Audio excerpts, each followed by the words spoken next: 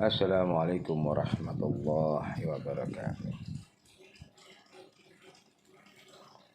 Semoga di malam ini rahmat Allah tercurahkan untuk kita, hidayah Allah serta segala apa yang dikehendaki Allah tentang kebaikan-kebaikan Allah tercurahkan untuk kita. Jangan lupa salawat serta salam kami sampaikan kepada baginda Nabi Muhammad SAW.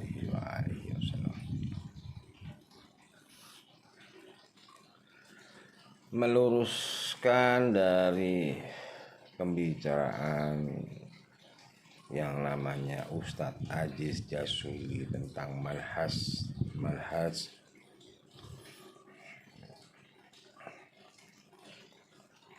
Ini ada kaitannya nih dengan Ihya kemarin.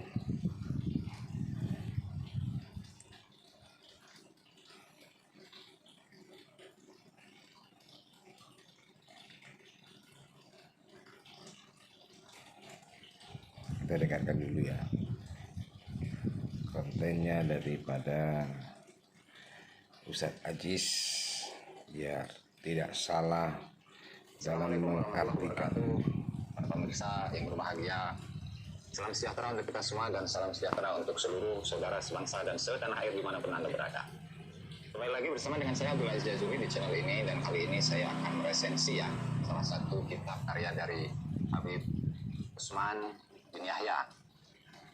Dan beliau Kita dengarkan dulu sangat saudara. terkenal sehingga untuk biografinya itu tidak perlu dijelaskan secara detail lagi. Pada intinya adalah beliau ini wafat pada tahun 1914. Dan tentu beliau sebagai seorang ulama, sebagai seorang cendekiawan, dan juga sekaligus menjadi PNS Belanda yang bekerja kepada Belanda, dan setiap bulannya itu mendapatkan gaji 100 gulden ya. Dimana salah satu karyanya Habib Utsman bin Yahya ini berjudul Manhajul Istiqomah Fid Dini Bisalamah. Itu kitab ini. Istiqomah Fid Dini Bisalamah. Kitabnya hanya berapa halaman? 64 halaman bersama dengan fihris ya. Dan kitab ini selesai ditulis pada tahun 1890. Ya, walhasil ini adalah salah satu karya beliau yang beredar di masyarakat dan banyak dibaca oleh para santri, para ulama. Di mana salah satu dari target penulisan kitab ini adalah membendung segala macam pergerakan dari rakyat Nusantara, Membendung segala pergerakan dari rakyat ya. Yang salah satunya itu adalah gerakan yang ada di Cilegon itu ya, yang melawan kepada Belanda. Yang gerakan tentang ternyata oleh beliau sebelumnya itu Torikot sudah di Cirebon dengan mengatakan bahwa ahli tarekat itu adalah orang-orang yang gurur, orang-orang yang tertipu daya oleh bujuk rayu setan. Tuh. Dan kitab ini ternyata sangat sesuai dengan apa yang diinginkan oleh Belanda, sehingga Belanda itu pun memuji akan adanya kitab ini. Nah, langsung pada materinya ya, bahwa kitab ini itu selesai pada tahun 1890. Ada berapa subtema ya, ada banyak subtema yang secara mayoritas bahwa kitab ini itu ingin meluruskan beberapa pandangan-pandangan masyarakat mengenai agama, yang ketika pandangan masyarakat itu tidak sesuai dengan apa yang beliau inginkan, maka itu akan dianggap sebagai sesuai dengan beliau inginkan. Setan. Nah, langkah baiknya di sini saya akan membacakan muqaddimah, pendahuluan, pembukaan dari kitab ini. Saya bacakan teksnya dan nanti akan saya tampilkan di layar. Bismillahirrahmanirrahim. Segala puji bagi Tuhan, Tuhan seluruh sekalian alam, dan sholawat dan sejahtera atas Nabi Muhammad dan keluarganya dan sekalian sahabatnya. Wabadu. Kemudian daripada itu, maka ini kita bernama Manhajul Istiqomah Fid Dini Bisalamah, artinya perjalanan yang betul di dalam memegang agama Islam, yaitu perjalanan yang suci daripada segala kejahatan yang melanggar adat atau yang melanggar agama, dan selamat daripada segala kesakitan dunia dan selamat daripada siksa akhirat. Maka inilah perjalanan sekalian ulama dan aulia dan solehin dari zaman dahulu hingga zaman sekarang, yang mereka itu sekalian mengikuti perjalanan Rasulullah Shallallahu Alaihi Wasallam dan sahabatnya dalam yang demikian itu adanya. Nah, berarti di sini judulnya adalah Manhajul Istiqomah fid Dini Bisalamah, yaitu kalau bahasa sekarang itu adalah metode keistiqomahan dalam agama agar mendapatkan keselamatan. Ya, berarti kitab ini menurut penulis itu tujuannya adalah untuk menjelaskan beberapa atau meluruskan beberapa pelanggaran-pelanggaran dalam syariat dan segala macam pelanggaran dalam agama dan pelanggaran dalam adat kebiasaan. Lalu kitab ini atau manhaj atau metode ini itu merupakan metode yang biasa digunakan oleh orang-orang soleh, para ulama, para ulia dan solehin ya. Betul. Dari zaman dulu sampai zaman sekarang ya. Betul. Ini adalah mukadimah dari kitab tersebut. Oke, kita lanjutkan. Bermula berkat yang mengarang kitab ini, adapun sebabnya maka kami membuat ini kitab.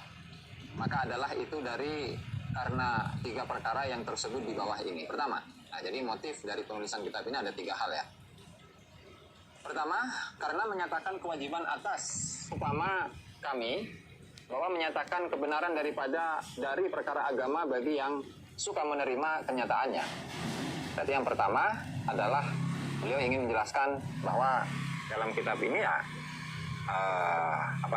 isinya adalah menjelaskan bagaimana kebenaran dalam urusan-urusan agama. Betul. Bagi yang menerima kenyataannya.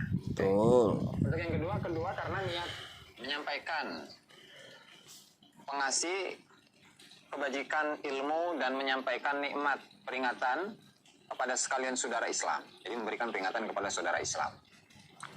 Kemudian yang ketiga itu menselamatkan mereka itu daripada segala kejahatan dunia dan akhirat dengan pengharapan kami.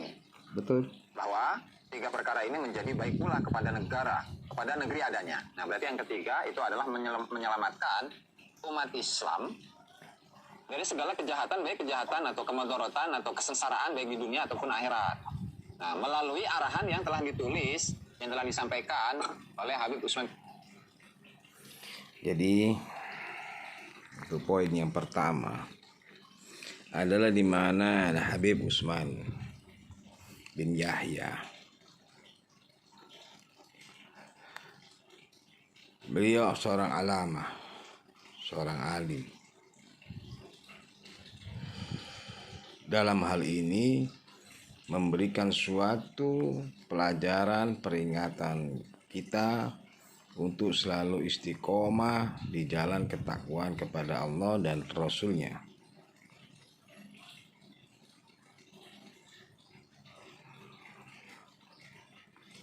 Jadi kita itu diajari oleh beliau untuk selalu takwa.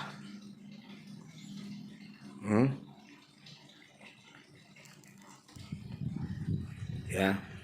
Dan itu semua para aulia Allah, para kiai, para habib, para ustadz, asatid mengajari kita untuk menuju ke jalan yang benar-benar diridhai Allah. Kan betul itu, saudara. Apa yang jadi kesalahan? Ya. Jalan menuju kebenaran akan dijabarkan di kelanjutan daripada si ocehan hadis ini, yang menurut saya adalah salah mengartikan, karena memang landasannya sudah benci dengan para duria yang namanya Ba'alawi. Dengarkan saudara, biar gak timbul fitnah. Dengarkan dulu, resapi baik-baik. Usman bin Yahya dalam kitab ini. Lalu bahwa 3 perkara ini itu akan menjadi baik juga, tidak hanya dari sudut pandang agama tetapi juga dari sudut pandang negeri. Nah, kalau kita lihat di kembali flashback ya ke tahun 1890, tentu itu adalah masa penjajahan Belanda. Dan sudah kita ketahui bahwasanya Habib Usman bin Yahya saat itu bermesra-mesraan sahabat karib dengan Snok Horgronya, yang Snok Horgronya merupakan salah satu dari misionaris Belanda untuk memasuki ranah agama Islam yang ada di Nusantara ini. Kemudian Sonokrogronya itu di pasal kedua tadi diterangkan bahwa Habib Utsman bin Yahya bermesraan dengan Snokkhorja atau Belanda. Ya. Saudara, pada saat itu adalah tahun di mana seluruh kakek moyang kita semua lagi diperbudak oleh yang namanya Belanda. Nah, di sini ada salah mengartikan bahwa bermesraan. Garis bawah ini ya. Saudara,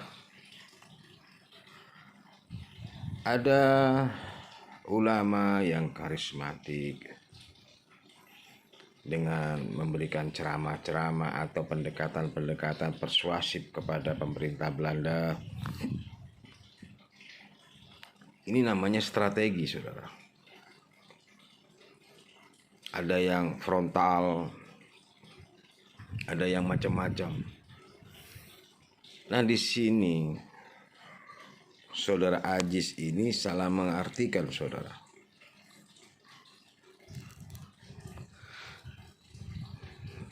Belanda zaman dahulu sangat tidak suka yang namanya tentang agama, karena dengan doktrin-doktrin yang diajarkan oleh agama bisa untuk menjadi senjata bagi kita semua pribumi untuk melawannya. Sehingga banyak kiai-kiai yang ditangkap, banyak dari kalangan pahlawan-pahlawan kita yang berbasis Islam ditangkap. Sehingga Habib Utsman bin Yahya ini berpikir secara pribadinya ya, berpikir dia menggunakan harus dengan cara-cara halus, saudara. Karena cara kasar sudah dilakukan oleh kawan-kawan yang lain, para pejuang. Ya. Jadi bukan bermesraan, saudara, tapi ini adalah strategi. Strategi di mana dalam hal ini bisa dong kalian ketahui, politik aja bisa strategi kok. Masa begini nggak bisa strategi, langsung dicap sebagai pemberontak atau sebagai pengkhianat. Salah, saudara. Dilakukan itu para ulama dulu bermesraan semua satu sama yang lain, tapi menggunakan teori masing-masing. Ya, inilah yang namanya strategi. Oke, kita lanjut lagi. itu masuk Islam dan namanya pun dirubah menjadi Abdul Ghaffar. Nah, lalu beberapa ulama yang dekat dengan beliau, dengan Sonokrogronya, itu diajak kerjasama demi melancarkan penjajahan di atas negeri Nusantara yang kita cintai ini. Kemudian selanjutnya sebagai lagi diulangi di sini sebutan satu-satunya daripada 3 perkara ini, dengan artinya dan dengan segala dalil-dalilnya. Berarti kitab ini tidak hanya sekedar statement saja dari Habib Utsman bin Yahya, tetapi juga dijelaskan penerjemahannya ke dalam bahasa Indonesia, dalam bahasa Melayu, kemudian juga disebutkan dalil-dalilnya. Nah, bermula yang dekat menyatakan kebenaran daripada agama. Maka adalah itu terpecah di dalam 5 perkara dan seterusnya. Itu adalah mukadimah yang disampaikan oleh Habib Utsman bin Yahya dalam mukadimah kitab Manhajul Istiqomah Fid Dini Bisalamah. Nah, dalam konten yang sebelumnya saya mengutip dari tulisan Sonokrogronya akan komentar atau kesan dari Sonokrogronya atas penyebaran dari kitab ini kepada masyarakat. Dan sudah kita tahu bahwa Habib Usman bin Yahya itu adalah salah satu ulama yang memusuhi ahli tarekat yang pada saat itu kebanyakan ada di Banten. Sehingga muncullah di situ pergerakan ulama-ulama tarekat, ahli-ahli tarekat yang ada di Banten yang kemudian dikomandoi oleh Kiai Haji Wasid Banten, Cilegon. Nah, muncullah nanti di tahun 1888 itu geger Cilegon, yaitu pemberontakan, perjuangan masyarakat, perjuangan bangsa Indonesia untuk melawan penjajahan Belanda yang saat itu menjajah Indonesia. Nah, lalu bagaimana kesan dari Senok-Horgronya atas kesuksesan yang sudah dilakukan oleh Habib Usman bin Yahya, terutama setelah atau pasca penyebaran kitab Manhajul Istiqomah ini? Nah, mari kita simak bagaimana Senok-Horgronya itu memberikan laporan kepada pemerintah Belanda, kolonial Belanda, setelah kesuksesan yang dilakukan oleh Habib Usman bin Yahya, yaitu dalam membendung segala macam pergerakan-pergerakan rakyat Indonesia saat itu.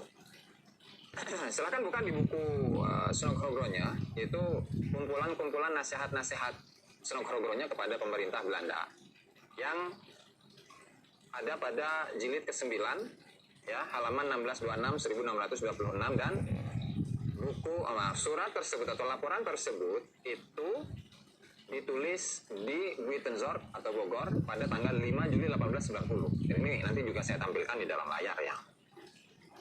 Redaksinya, kehadapan Yang Mulia Gubernur Jenderal. Dengan ini atas nama pengarang Sayyid Usman bin Abdullah Al-Alawi di Betawi, saya mendapatkan kehormatan menyerahkan kepada Yang Mulia satu eksemplar karya kecilnya yang baru saja dicetak dan ditulisnya dalam bahasa Melayu Betawi, Manhajul Istiqomah Fid Dini Bisalamah, yaitu jalan yang benar guna menjalankan agama dengan damai. Atas permintaan pengarang, saya melampirkan penjelasan pada tulisan ini. Nah, berarti kitab ini, kitab Manhajul Istiqomah, komentar atau kesan dari Senok-Horgronya atas penyebaran dari kitab ini kepada masyarakat. Dan sudah kita tahu bahwa Habib Usman bin Yahya itu adalah salah satu ulama yang memusuhi ahli tarekat yang pada saat itu memusuhi ahli tarekat. Sehingga muncullah di situ pergerakan ulama-ulama tarekat, ahli-ahli tarekat yang ada di Banten yang kemudian dikomandoi oleh Kiai Haji Wasid Banten, Cilegon. Nah, muncullah nanti di tahun 1888 itu geger Cilegon, yaitu pemberontakan, perjuangan masyarakat, perjuangan bangsa Indonesia untuk melawan penjajahan Belanda yang saat itu menjajah Indonesia. Nah, lalu bagaimana kesan dari Senok-Horgronya atas kesuksesan yang sudah dilakukan oleh Habib Usman bin Yahya, terutama setelah atau pasca penyebaran kitab Manhajul Istiqomah ini? Nah, mari kita simak bagaimana Senok-Horgronya itu memberikan laporan kepada pemerintah Belanda, kolonial Belanda, setelah kesuksesan yang dilakukan oleh Habib Usman bin Yahya, yaitu dalam membendung segala macam pergerakan-pergerakan rakyat Indonesia saat itu. Silakan buka di buku Senok-Horgronya, yaitu kumpulan-kumpulan nasihat-nasihat Senok-Horgronya kepada pemerintah Belanda yang ada pada jilid ke-9 ya, halaman 1626-1626, dan buku surat tersebut atau laporan tersebut itu ditulis di Buitenzorg atau Bogor pada tanggal 5 Juli 1890. Dan ini nanti juga saya tampilkan di dalam layar ya. Redaksinya, kehadapan Yang Mulia Gubernur Jenderal. Dengan ini atas nama pengarang Sayyid Usman bin Abdullah Al-Alawi di Betawi, saya mendapatkan kehormatan menyerahkan kepada Yang Mulia satu eksemplar karya kecilnya yang baru saja dicetak dan ditulisnya dalam bahasa Melayu Betawi, Manhajul Istiqomah Fid Dini Bisalamah, yaitu jalan yang benar guna menjalankan agama. Oke ya. Saudara, akan saya bacakan apa yang ditulis, apa yang jadi kekhawatiran daripada Habib Usman bin Yahya. Pemerintah Belanda, kolonial Belanda, setelah kesuksesan yang dilakukan oleh Habib Usman bin Yahya, yaitu dalam membendung segala macam pergerakan-pergerakan Kitab ini, kitab Manhajul Istiqomah, ya, itu diberi itu eksemplar karya kecilnya yang baru saja dicetak dan ditulisnya. Dalam bahasa Melayu Betawi, Manhajul Istiqomah fi Dini Bisalamah, yaitu jalan yang benar guna menjalankan agama. Saya bacakan saudara. Kalau baca harus kita benar-benar telaah apa yang dimaksud, apa yang menjadi suatu kebenaran, bukan pembenaran, kebenaran. Manhaj istiqamah fid dini bisalama adalah jalan yang benar guna menjalankan agama fiddin, ya, bisalama, dengan selamat atau damai. Saya ulangi, manhaj itu adalah jalan, istiqomah itu menjalankan. Manhaj istiqomah fiddin, dalam menjalankan agama, bisalama, dengan selamat atau dengan damai. Atas permintaan pengarang, maksudnya dari sini adalah pengarangnya adalah Habib Usman, melampirkan penjelasan pada tulisan itu. Jadi seorang Habib Usman menulis, mengarang, yang itu disebutkan di sini, melampirkan penjelasan pada tulisan itu. Sayyid termasuk karena banyaknya karya kecil yang bermanfaat dalam manhaj ini, terutama menguraikan bagaimana orang pribumi seharusnya menjalankan agama di negeri ini. Ya, ini kan ceritanya perang, ya, dijajah kita. Dan dalam jajahan ini kan otomatis pihak dari Belanda itu ada agama yang lain, tentu kan mempunyai suatu prinsip sendiri dan agama sendiri serta ajaran sendiri kan saudara. Sehingga timbullah di dalam lingkungan Belandanya sendiri menganggap Islam itu begini begitu. Sehingga dijelaskan di dalam Said Usman bin Yahya Al-Amma bahwa dalam manhaj ini terutama menguraikan bagaimana orang pribumi seharusnya menjalankan agama di negeri ini, terutama pengamalan 5 rukun Islam.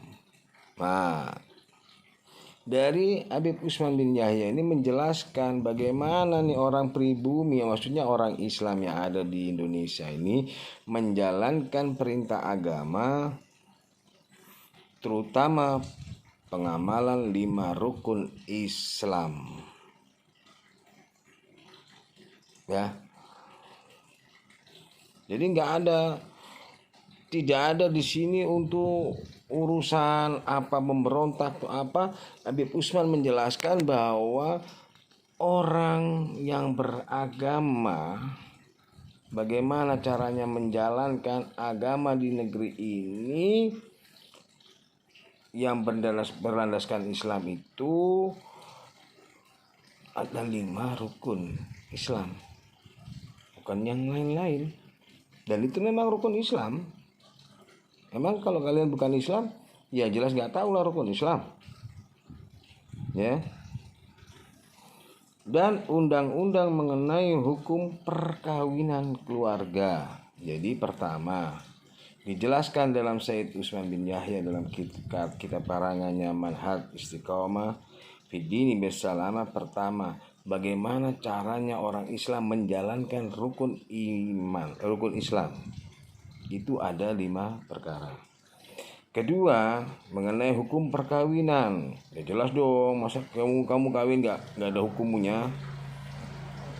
Emang kalian kucing nggak pakai hukum perkawinan? Saya ulangi, dan undang-undang mengenai hukum perkawinan keluarga. Di samping wejangan yang positif, terdapat pula negatif. Pasti dong.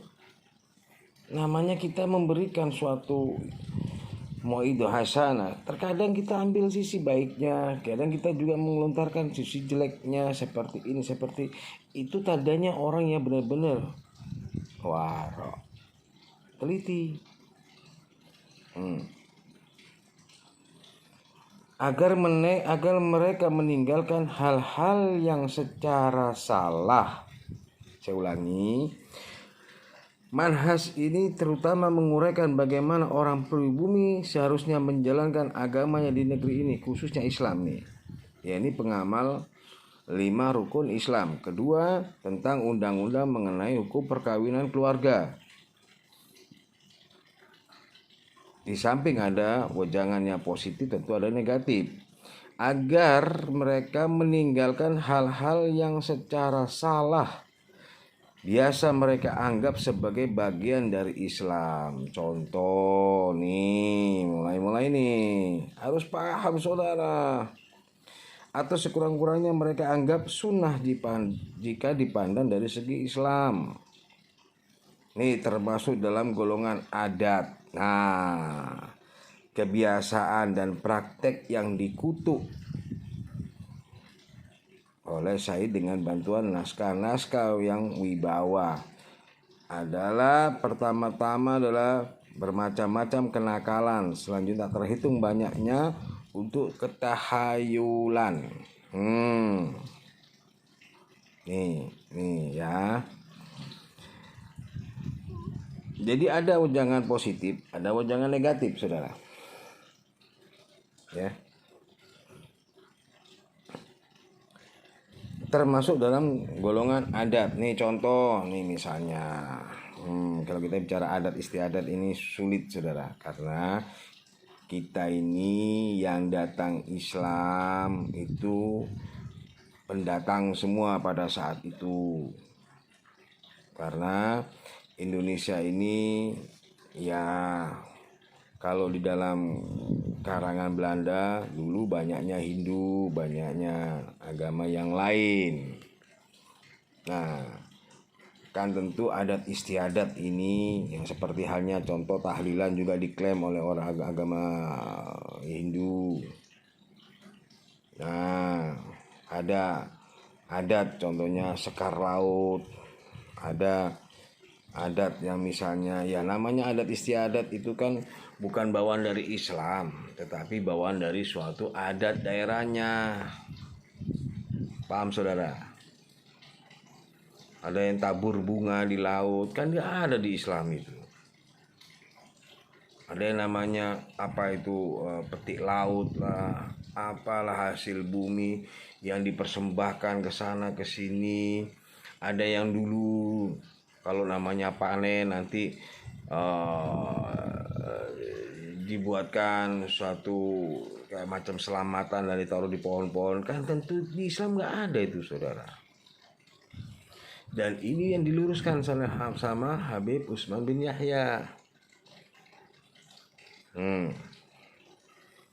Dan kebiasaan serta praktek-praktek yang dikutuk itu tadi saya sebutkan tadi, praktek-prakteknya.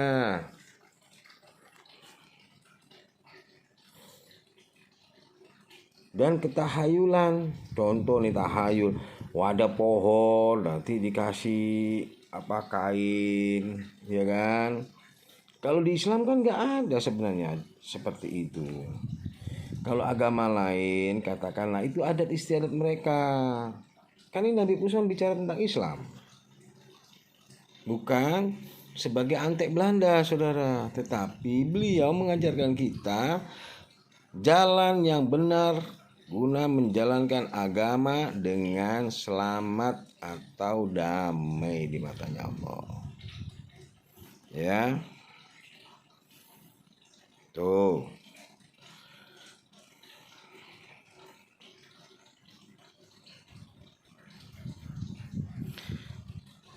Jadi dalam hal ini perlu digarisbawahi bahwa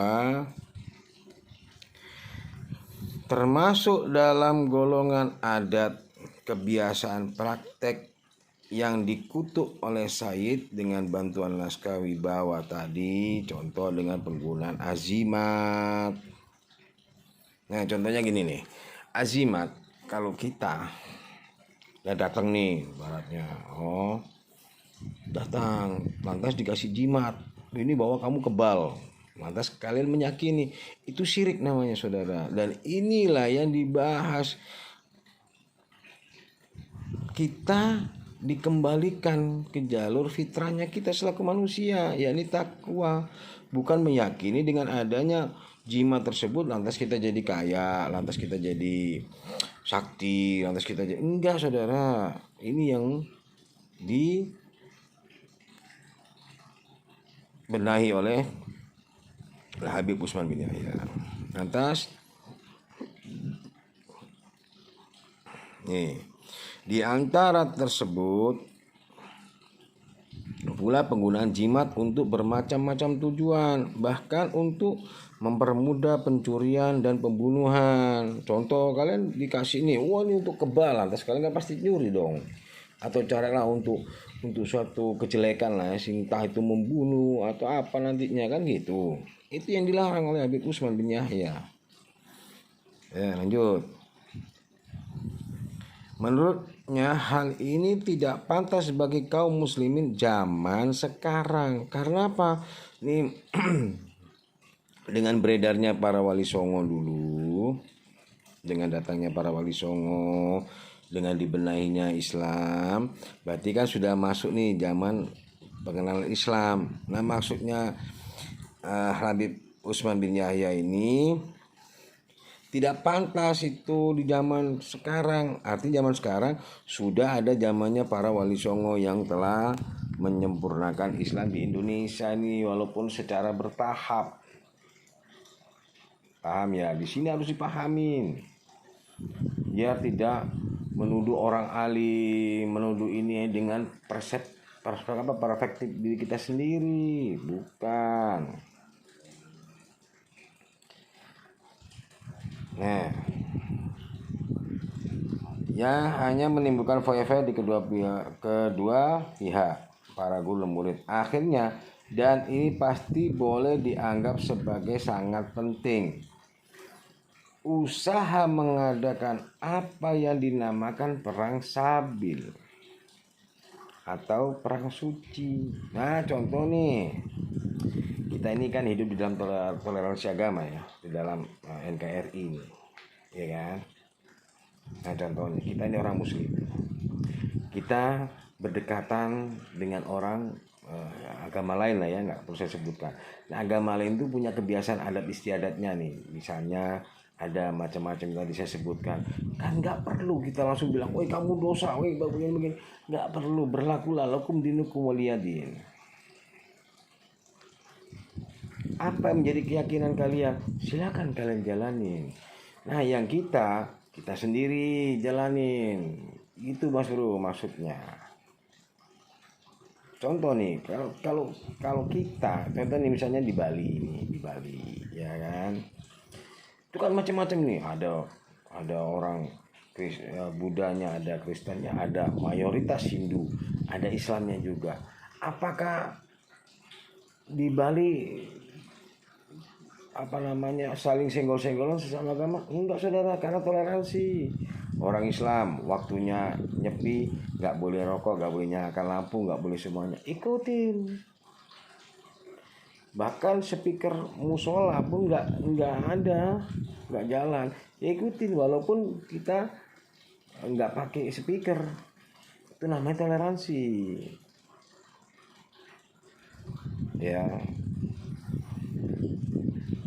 Nggak boleh kita langsung mantul. Nah, inilah yang diajarkan sama Habib Utsman bin Yahya. Jangan salah arti kamu Ajis.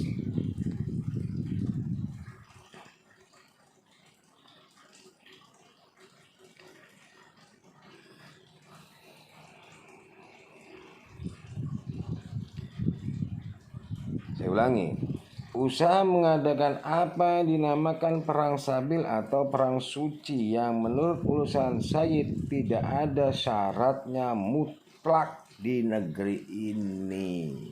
Ya pelan-pelan lah, makanya pelan-pelan harus diartikan nih, bahwa syarat itu kita untuk jadi perang sabil itu katakan kamu harus Islam, kamu itu nggak ada syaratnya mutlak di negeri ini. Karena apa? Negeri ini berbagai macam agama. Paham sampai di sini kau? Ya. Ulasan tersebut terakhir ini bertambah lagi arti pentingnya karena dengan tegas Sayyid menggambarkan dan mengutuk gerakan di Cilegon sebagai gerakan keagamaan palsu. Nah, ini contohnya nih, tarekat palsu. Ajis, saya senggol ya. Bapak kamu, Pak Yusuf, ya, katanya dari Toreko. Nah, pakai telanjang baju, baru bilang Jibril. Itu namanya tarekat palsu. Kedua, orang ahli tarekat yang dibilang mursyid, tidak ada satupun dia bisa mencela makhluk Allah, baik itu hewan, tumbuhan maupun manusia, tidak akan dicela dan tidak akan disibukkan lidah ini, mulut ini kecuali untuk zikrullah. Yang dimaksud oleh Habib Utsman bin Yahya tarekat palsu ya seperti itu. Jibril turunkan duit, gitu kah? Dengan telanjang. Saya lihat itu hewan. Apa? Nggak ada, bos. Semua tarekat mau Hagani, mau Tijani, mau apapun itu, nggak ada seperti itu. Zikirnya dari akalnya, dari pikirnya, dari kolbunya, dari semuanya diketarkan untuk Allah. Dan seorang mursyid tidak akan disibukkan apapun bentuknya kecuali dengan zikrullah. Ini yang dimaksud oleh Habib Utsman. Makanya banyak tarekat palsu di Indonesia ini. Jangankan di Indonesia, di dunia juga banyak yang bukan muktakbar. Ya. Jangan salah-salah, lu mengartikan, lu salah-salah lagi, menyalahkan orang, salahkan lu bapak lu. Ngaku orang yang tali tarekat, dia disalahkan tarekat seperti ini, tahu, paham ya? Apalagi kamu yang, Masya Allah, benar-benar tercabut ilmumu dalam pondok itu hanya karena nafsumu yang selalu menjelekkan orang. Tidak bisa kamu mengambil hikmah itibar daripada pembicaraan para aulia Allah. Emang seberapa sih ibadahmu dibanding Sayyid Utsman?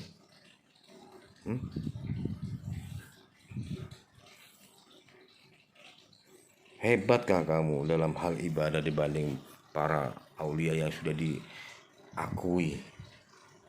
La ya'rifu illa wali wal wali, yang hanya para wali atau para sesamanya yang mengetahui kealiman para beliau di asli. Ente ini Masya Allah. Lanjut. Selanjutnya, ulasan tersebut terakhir ini bertambah lagi arti pentingnya karena dengan tegas Sayyid menggambarkan dan mengutuk gerakan di Cilegon dan di Bekasi sebagai gerakan keagamaan palsu. Berarti geger Cilegon dan pemberontakan dan pergerakan rakyat yang ada di Bekasi itu disalahkan dan dikutuk oleh Habib Utsman bin Yahya. Sehingga di sini sudah jelas bahwa memang posisi dari Habib Utsman bin Yahya itu adalah seorang PNS biasa yang menurut, ya, dan yang menuruti, yang mentaati perintah apapun yang diberikan oleh Belanda kepada Habib Utsman bin Yahya. Nah, katanya. Jadi seolah-olah seorang Habib Utsman itu menuruti apa yang jadi keinginan Belanda dan menyalahkan semua tadi tarekat dan mengutuk gerakan-gerakan pada saat itu yang ada di Cilegon maupun di Bekasi. Begini, Kang Ajis, Anda ini coba deh mentelaah dengan segala ikhtiar yang betul, pemahaman yang betul, yang tadi seperti saya sebutkan, bahwa ya contoh kalian aja nggak suka nih dengan provokasi yang katanya, oh ini ceramahnya Habib Bahar, oh ini ceramahnya Habib Rizik, oh ini ceramahnya ini. Itu menurut kalian yang nggak suka, itu provokasi. Padahal teman-teman kalian lebih parah. Ya, itulah yang nggak diizinkan soalnya sama Habib Usman. Ya, yang hal-hal itu tidak diperkenankan. Maksudnya seperti itu. Boleh kita mau dididik untuk menjadi suatu pahlawan, tetapi jangan jadi pahlawan yang konyol. Ya, ini yang dimaksud oleh Habib Usman bin Yahya. Dikutuk nih, diprovokasi. Itu bukan provokasi, artinya nggak diizinkan kita untuk berjuang. Waduh, Anda ini bagaimana? Kita diizinkan dengan berjuang, tetapi yang bentuk berjuangnya banyak seperti apa. Dan juga dilihat itu tadi seperti di awal. Ini hanya namanya strategi, bagaimana caranya kita itu menyusup, kita menusuk, kita berperang dengan baik, dengan segala persiapan, dengan segala disiplin ilmu. Ilmu apa? Ya ilmu untuk bagaimana caranya merdeka, baik secara agama maupun secara dunianya. Waduh. Kacau. Katanya para peserta pemberontakan seperti itu hanya menyediakan bencana di dunia dan akhirat. Tuh. Jadi Habib Usman itu mengutuk dengan cara-cara yang gak benar supaya kita selamat dunia akhiratnya. Nah contoh ini misalnya kita ini katakan dari didik lah untuk menjadi suatu jihad ya namanya, jihad atau perang lah untuk suatu kemerdekaan negara, merebut suatu kemerdekaan negara kita ya, supaya kita juga nggak terjajah. Ini yang dimaksud ini begini nih, yang dimaksud itu contoh nih misalnya waktu kejadian di bom Bali atau bom Borobudur. Nah, apakah kita pada saat itu atau saat ini kita ada mengalami perang dengan orang asing atau kita katakanlah tertindas? Gak ada. Itu baru teroris. Itulah yang dikecam oleh Habib Usman bin Yahya, bro. Kalau kita dijajah, ya wajar kita harus berperang. Begitu. Itu yang cuma pada saat ini memang pada saat itu ada penjajahan. Cuma Habib Usman menyarankan janganlah kita itu mati konyol, maksudnya supaya kita selamat dunia atau akhiratnya. Gimana nih strategi? Gimana ini? Itu harus kita bisa, taktik perang itu, bro. Makanya dulu salah sebenarnya. Seharusnya sekolah di militer, bisa tahu. Paling enggak bibir kamu tuh bisa jontor-jontor tuh kalau kena basis namanya. Ya. Begitu. Jangan main fitnah sana atau menggoreng sini, memframing. Nggak boleh sayang. Ya, semua itu mempunyai strategi. Siapapun ulama kita, itu adalah tonggak kita di dalam berjuang. Mau Pak Harto, mau Pak Karno, mau siapapun pasti mempunyai strategi, dan itu sah-sah saja. Cuma strateginya bukan ngawur. Tuh ya. Ini yang kalian mau bahas ini kan masalahnya di Thoriko yang tadi saya sebutkan. Thoriko itu ada yang muktabar, ada yang tidak. Nah, yang dikecam oleh Habib Usman yang tidak muktabar, yang artinya torikot-torikot yang tentang kehaluan. Dulu. Nanti torikot-torikot seperti itu kan nggak benar. Jibril turunkan duit. Itu salah satu, nggak benar.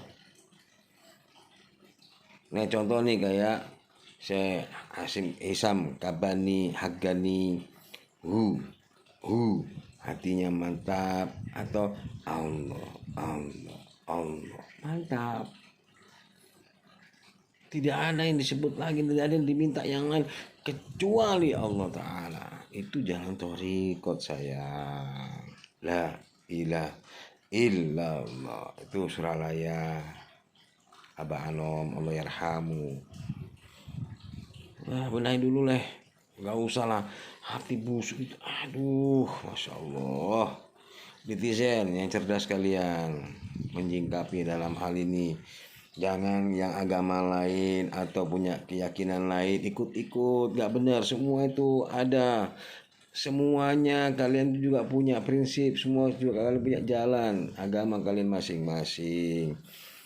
Kalian tuh jangan ikut-ikutan dalam hal ini. Bila perlu didinginkan dulu, diresapi, benarkah atau apa ini? Itu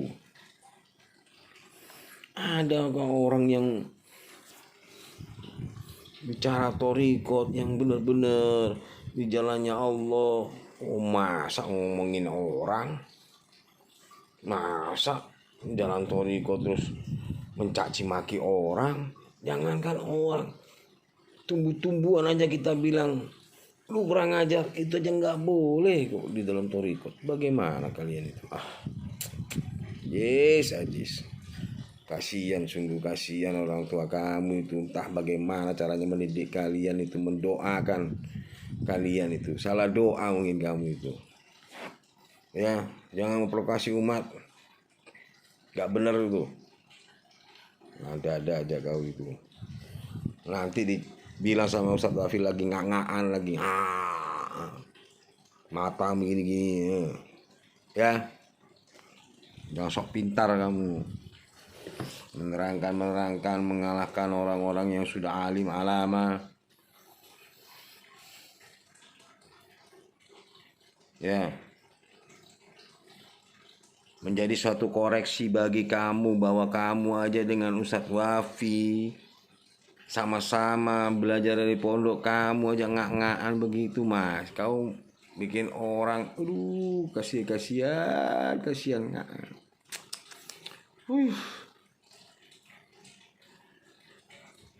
Ya, jangan. Oke, begitu aja.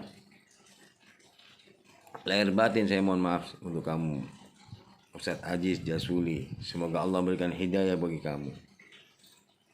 Dan kalau kamu masih tetap tidak mendapat hidayah dari Allah, mudah-mudahan Allah mengingatkan kamu, menegur kamu.